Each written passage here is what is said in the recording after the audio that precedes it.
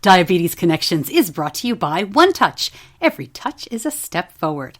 By Dexcom, take control of your diabetes and live life to the fullest with Dexcom. And by No Foods, no grain, no gluten, no guilt.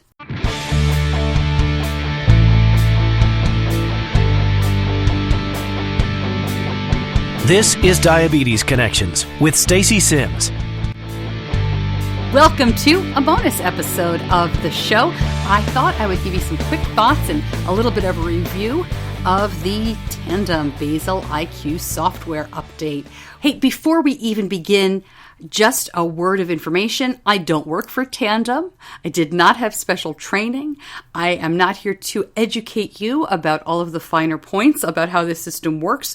I just wanted to give you our first blush reaction to it. So as I go forward here, it's quite possible that, we've even made a mistake in setting it up or using it. I have learned in the almost 12 years we've been in diabetes now that everybody does this slightly differently. We can all have the same training. We can interpret it in different ways. So this is just our family's experience with the Basal IQ software update. We started on this just a couple of days ago on Saturday, August 25th, and I wanted to tell you how it's going. All right, so real quick background here.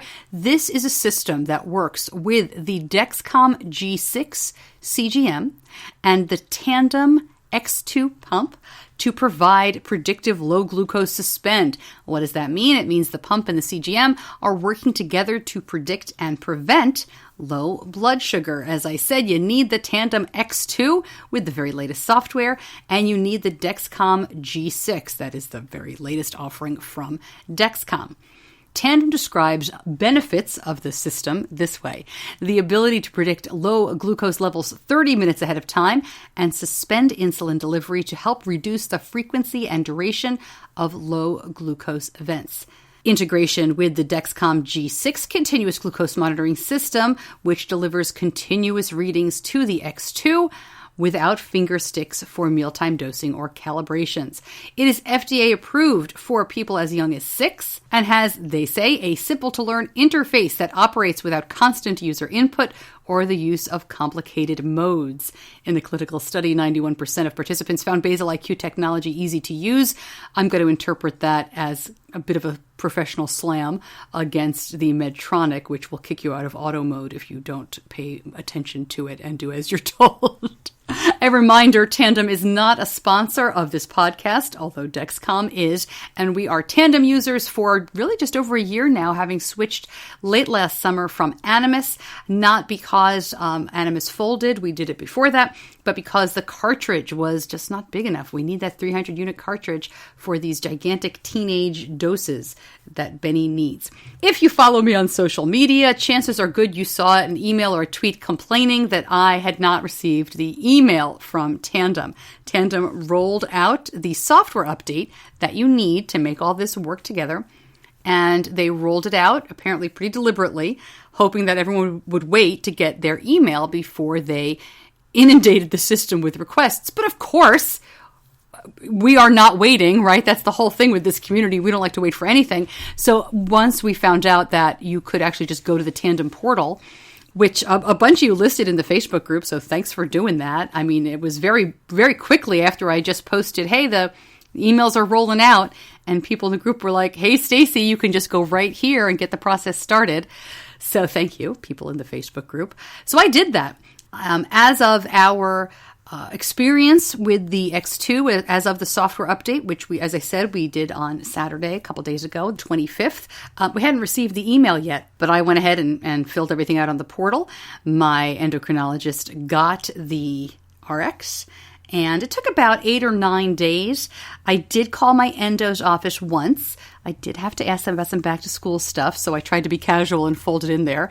But they said I was the first person to call to see if the RX had gone through, which was shocking to me. But, that's how we roll. And then that was Monday. And then on Thursday, I called my Tandem rep and said, hey, what's going on? Any news for me? And he said he would check on it. And then sure enough, on Friday, I did get very late, 7 o'clock Friday evening, I got the email that the RX had gone through. So then I decided there's no way Friday night. We were running around, too much going on. I'm not even going to start the process. But Saturday, I knew we had all morning. I knew my son had plans in the afternoon, but we had until about 2 o'clock. So I got up. I did the update. No issues. You have to go through the training first, which is, it's training. It's a little boring if you've ever done corporate training on your laptop or at work where it's, a very nice person. I've actually voiced those industrials. I've done a couple of training videos for companies. Maybe next time, Tandem, ask me. I'd be happy to do those for you. But the very nice lady voicing it did a very nice job. There's 2 modules. The whole thing took about 45 minutes, and then we were ready to update. So I asked Benny, I said, can I have your pump and get me a charger or something that I can connect the pump to the computer? And he's so sweet these days. He was like, any charger will work. I said, can you please just get up and stop playing Fortnite and get me what I need? So he did. And update was very quick. Now you do need the transmitter number. And if you're in the middle of a sensor session, you need that sensor number. Remember I told you about that paper? If you've listened lately, if you've seen the Facebook, you need to save the little paper that comes on the applicator. You peel it off. There's a number on that. That's the sensor number. And you need it for situations like this, because if you're in the middle of a sensor session and you do some kind of update, you're going to have to calibrate twice a day with the G6, unless you know that sensor number. And you need the transmitter number. All right, so let me tell you about the sensor number first. Benny had changed his Dexcom just a couple of days earlier. So I said to him, where's the stuff? Where's the garbage? Because I know you didn't throw it away. It's in my room. So I went upstairs, and sure enough, there's the case, that plastic thing that the applicator comes in, and there's the little piece of paper. This paper is blank. What? So I went downstairs and I said to Benny, I was like, what is this?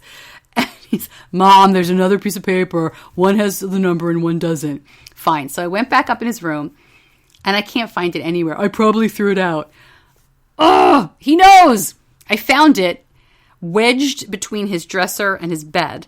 So obviously I'm doing a great job parenting and making him clean his room. But at least I found the paper. So we did that. And you need the transmitter number. Fine. The transmitter number is actually in his phone. Easy to find. That's in the Dexcom settings. And I always keep the transmitter box. So we had it in 2 places. But it wouldn't take it. It kept saying wrong transmitter. So I called Tandem. I want to say this is around noon now, and Benny is going to go out at 2. I called Tandem, and they said, no, you need Dexcom. So they transferred me and said, stay on the phone. We're going to explain everything. It's going to take a little while. Half an hour later, Dexcom picks up and says, what do you need us for?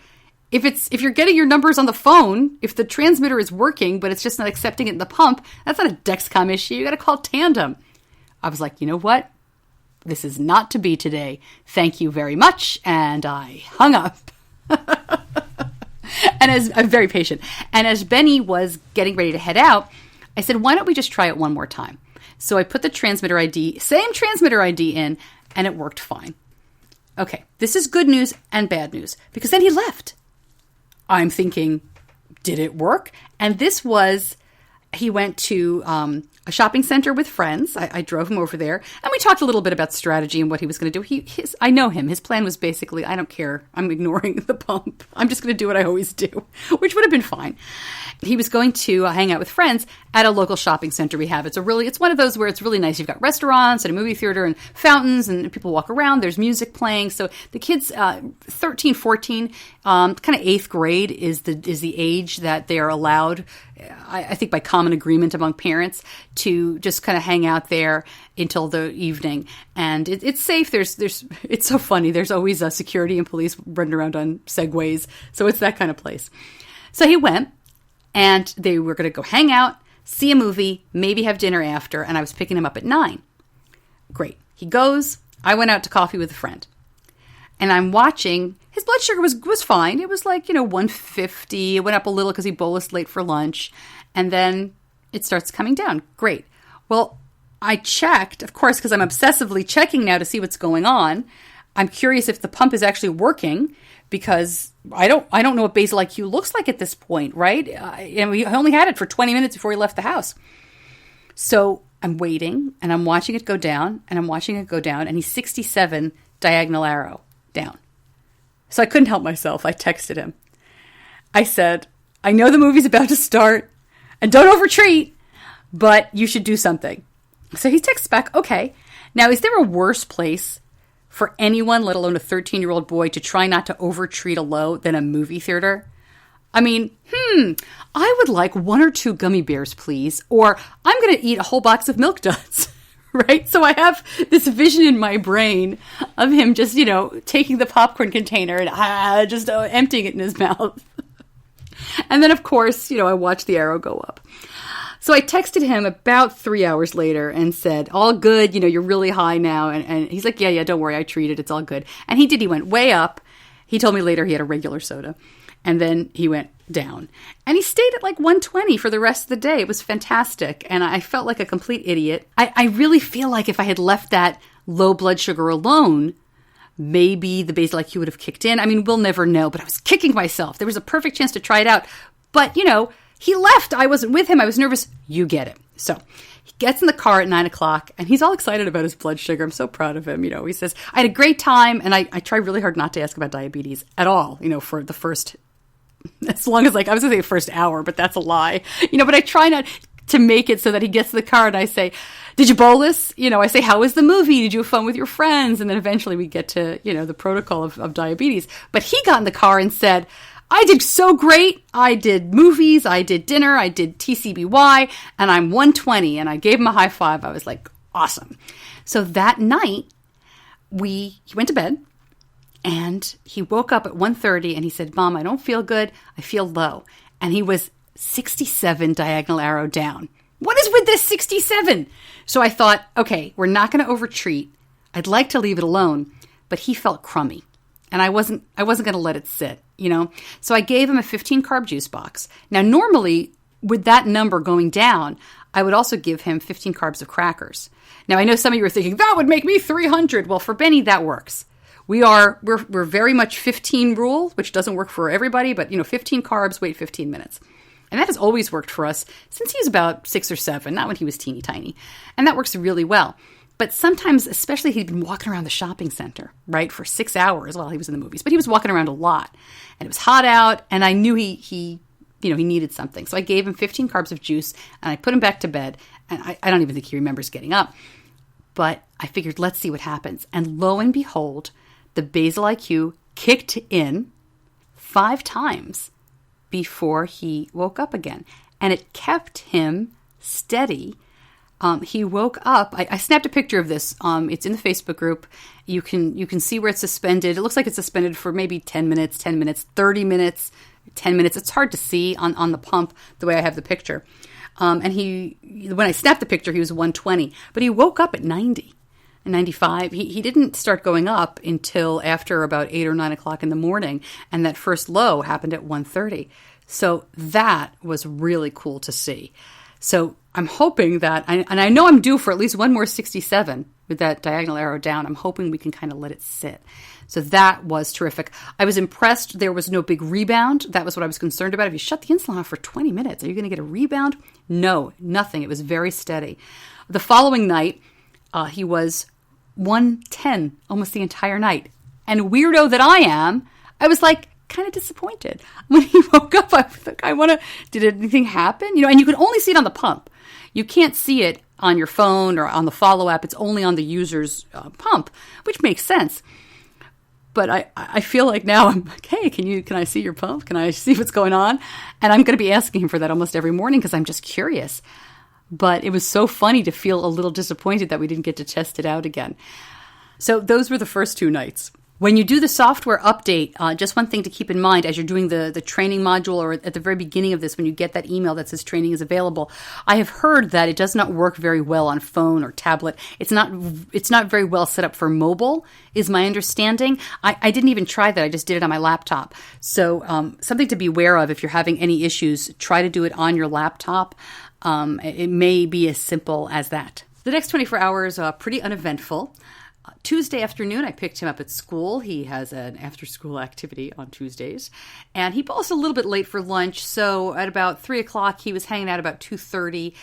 He had already bolused for that high and for a snack that he wanted to get. That's kind of a routine on Tuesdays. So we got snack, and went to, he's taking some voice lessons and some music stuff right now.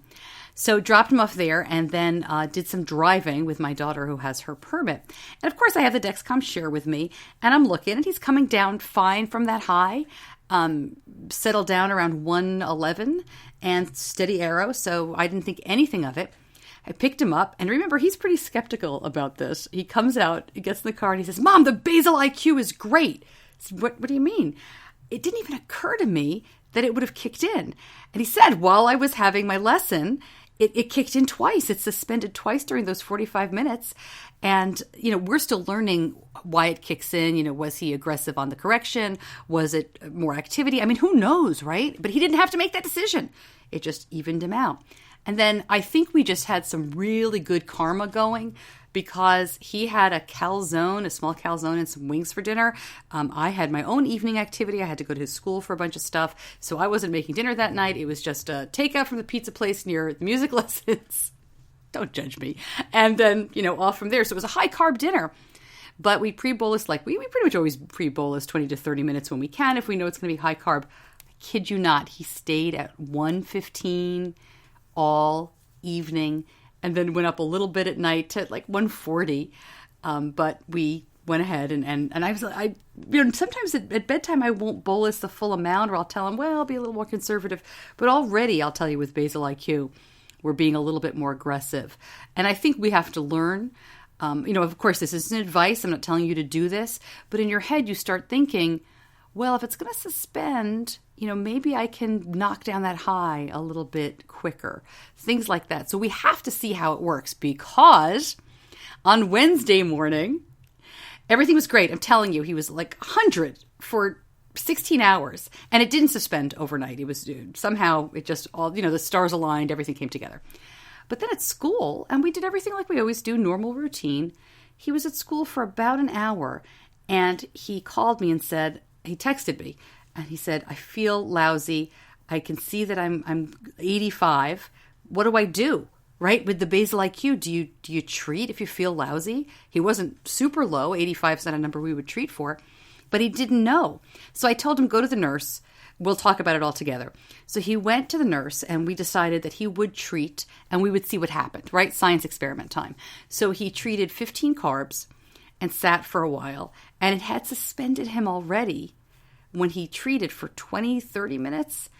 And when the whole thing was said and done, he wound up being suspended for 35, 40 minutes. Still wasn't going up, felt a little lousy. So he had 10 more carbs, waited it out in the nurse's office, and then started to go up and felt a lot better. So we were waiting for the rebound, right? Because he treated and he had the suspension. He was 125 until after lunch. And, at that point, it has nothing to do with the morning, in my opinion. But it was really interesting to see that we have to learn, and I think most people will go through this, or maybe it's just me with a 13-year-old, we're really going to have to learn how to use this system to our advantage. So I am going to be talking to my Tandem rep. I'm going to be talking to my endo and my CDE as we use this, because I don't want Benny to feel lousy as he's waiting for it to kick in. But at the same time, I don't want him to overtreat and then miss the advantages. So it's going to be a balance. I mean, if it were me, I'd probably have sat there and waited to see what happened and felt lousy and just sucked it up. But he's 13 years old and he's at school. I'm not going to ask him to do that. So all in all, our first few days on this, very exciting, very interesting, and as I said, a lot to learn. I will say, I am pleased and surprised at the signal. We have shared that we had some signal issues with the G5 and the Tslim. In fact, after a week of having the G5 numbers on Benny's pump, he took it off. He just canceled the CGM option on the pump. And you can do that with this as well. You can just say, I don't want to use Basal IQ, or I don't even want the CGM value to show on my pump. And he took it off with the G5 because he was losing the signal so often. It didn't make any sense. And he was very skeptical about whether this would work. Well, we haven't had the signal issues with the G6 that I've heard other people have had. We haven't had those at all. And we haven't had any issues losing the signal with Basal IQ. Again, it's only been a couple of days, but we were told wear the Dexcom and the pump inset on the same side of the body and wear the Tandem pump with the screen facing out if you possibly can. Well, I didn't tell Benny any of this. We didn't know when we'd get the update. And as I said, we started it in the middle of a sensor session. He has the insets on opposite sides. He has one on the left, the Dexcom, and the Tandem Inset on the right. So they're not even on the same sides of the body, and it's working amazingly well. So I'm very impressed about that. I'll post more information in the show notes. I'll post more information in the Facebook group as well. We're already talking about it a lot in the Facebook group, and people are posting their Tandem screenshots. There's a huge thread going on in one of the closed Facebook groups that is specific to Tandem. And I'll link that up as well if you'd like to join. I'm sure that they're going to ask you questions and verify, just like I verify for our Facebook group. But if you're interested, a lot of questions are answered over there. As I said at the very beginning of this episode, I don't work for Tandem. I don't represent Tandem. I am not a Tandem educator. I am not a diabetes educator. This bonus episode I wanted to put out just to tell you about our personal experience with the Basal IQ, a mom, a 13-year-old kid who doesn't show me his pump all the time. And, we're doing the best that we can. I have access to the same information you do. We didn't get any special training. I didn't ask Tandem if I could do this episode. It's just my honest opinion and reaction after a couple of days. I'll tell you what, though, I can't wait for Control IQ. If we can get some of the highs that we experience because of late bolusing, hormones being bananas, whatever, wouldn't that be nice too? And no auto mode. I'm not trying to put anybody else down. I know there's some great systems out there and people are doing really well with whatever they're using, and people tend to love what they use. But man, not having to calibrate, not having to worry about auto mode. Benny turned off all the alarms, as I mentioned, in terms of whether the Basal IQ is on or off, whether it's kicking in or turning off. And so he doesn't even really need to know, which is pretty wild stuff. I should also mention that it was pointed out to me a day or two ago, this was, of course, after we started everything on Benny's pump, that I might not have needed to have tracked down the sensor number that I made such a big deal about. That because our sensor session was already running, that we may not have needed to manually have put it in, that the code should have automatically transferred. Apparently, there's a problem that can occur if you're trying to restart or if you start a session without that sensor code, then you'll need to calibrate. It did ask me for the code, though, so I'm not sure what the deal is there. Hey, better safe than sorry. As I've said before, save the sensor number anytime you change your Dexcom sensor. You may need it, you may not. Always good to have it. Okay, so I hope if you're new that you stay with us and listen to other episodes of the podcast. You can go back and listen to all more than 180 episodes now at diabetes-connections.com or on any podcast app. Next show is on Tuesday. Of course, all our regular shows are on Tuesdays, and we are going to be talking about Miss America, Nicole Johnson, who was told when she was diagnosed with type 1 that her pageant days were over. Of course, she proved them wrong by winning the 1999 Miss America pageant. And we're going to be talking about what's changed in the Miss America organization, the pageant, swimsuit, all that kind of stuff. But of course, her diabetes story and what she's doing now with JDRF. The Miss America pageant is, of course, coming up. And I thought it would be fun to talk to Nicole before the pageant. So I hope you can join us for that show. I'm Stacey Sims. I'll see you back here next week. Diabetes Connections is a production of Stacey Sims Media. All rights reserved, all wrongs avenged.